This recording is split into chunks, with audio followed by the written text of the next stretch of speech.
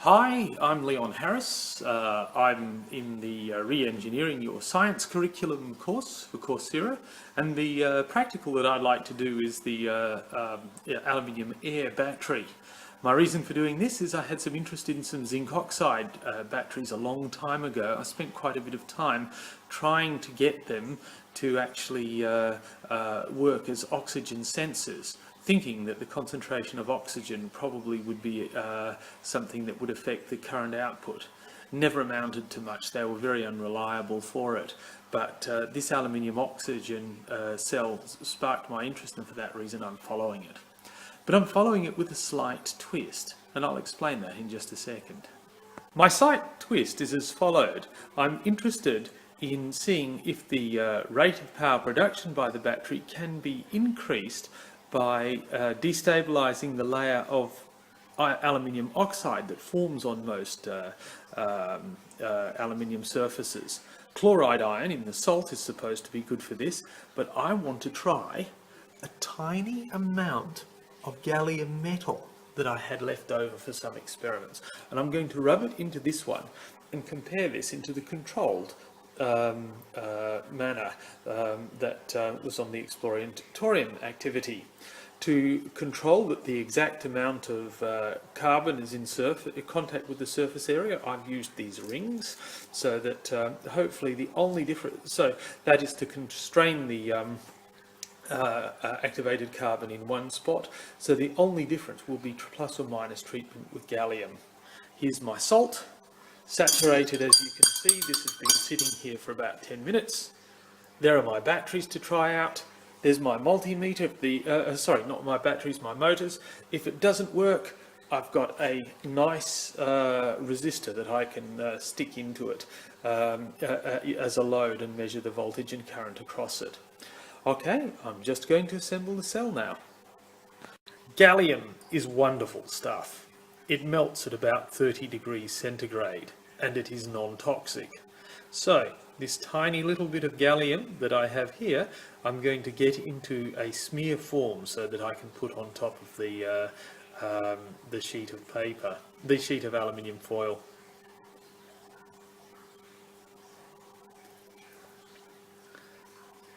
Okay. And now I'm happy that I have rubbed the gallium in for two reasons. One, I've got a little bit of gallium layer there, and two, I can see streaks on the paper. I'm just going to wash my hands now and we'll come back to the remainder of the cell. So here you can see that I have folded two pieces of paper over the top of the aluminium foil. I will just now gently damp them. Probably need to control 1, 2. I'm not happy with quite how well I've controlled this. I've added two approximately equal amounts, but I think I might go and get myself a better measuring system than I have.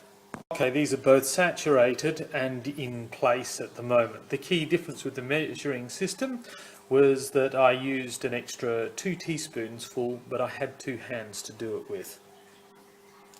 Okay, I'm just placing the rings to hold the activated charcoal in place. Okay, I'm going to take the bring the mountain to Muhammad approach with the activated charcoal and salt water. The reason for doing that is I want it to be equally wet but not sopping, and I'm going to wet the charcoal, I think, first in a glass as shown. Here's my activated charcoal. I'm just going to pour some water over it. I'm sure it will fizz, and I'm going to mix it a little bit, but I don't want it to completely stop bubbling. There is a reason for that. I like some air holes in it. Yeah, that's better. So I'll go 1 for you, and 1 for you, and 1 as much again for you, and much again for you.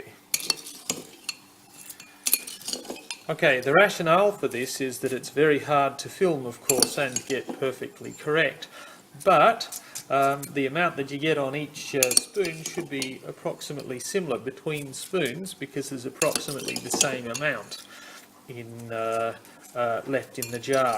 So this is why I'm alternating rather than counting. And that really is good enough for me. I'm going to spread it out.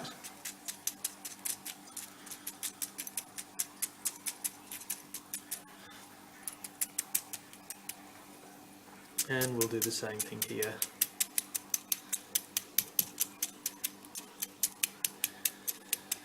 Okay, let's give that a go. And here we have our test set up. I'm connecting the spoon electrically to my load resistor, to my multimeter. I'm finding into a 1 ohm resistance, which is quite a lot. It's like a little bit, it's like a short circuit. I'm getting about 0.1 of a volt in the case of the gallium case. In the case of the ordinary one, what do we get?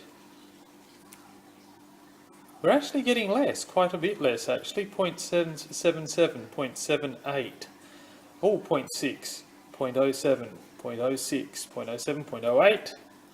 It's a little bit of a noisy battery, hasn't settled down. About 0.078. There we go. Well, I just twitched. Current-wise, I'm actually reasonably impressed. On the straight ordinary version, exploratorium version, it's capable of delivering into a multimeter, I guess, which acts as a short circuit, something like about 40-50 milliamps, and that is actually quite impressive for a battery. It's one of the best home kitchen-made batteries that I have made that can deliver that. Let's go have a look at the gallium. The gallium battery is indeed, hang on, I'll try and focus that a bit, yeah, there we go.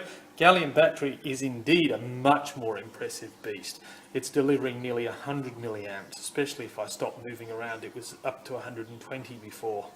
Quite a big difference from the 50. So, it seems that one of the limiting factors on these batteries is the passivation layer. Exploratorium, I really enjoyed your little activity. I liked my extension to it. It was really quite fun. It suggests from an engineering perspective, if you could find a cheaper salt than gallium to hack up that surface passivation layer, oh man, you'd probably have quite a reasonable battery. 100 milliamps doesn't sound like a lot, but that is, as I said, it is a heap better than any other home-built battery I've made. And I thank you for the opportunity for showing me this. I will use it in my class at some stage.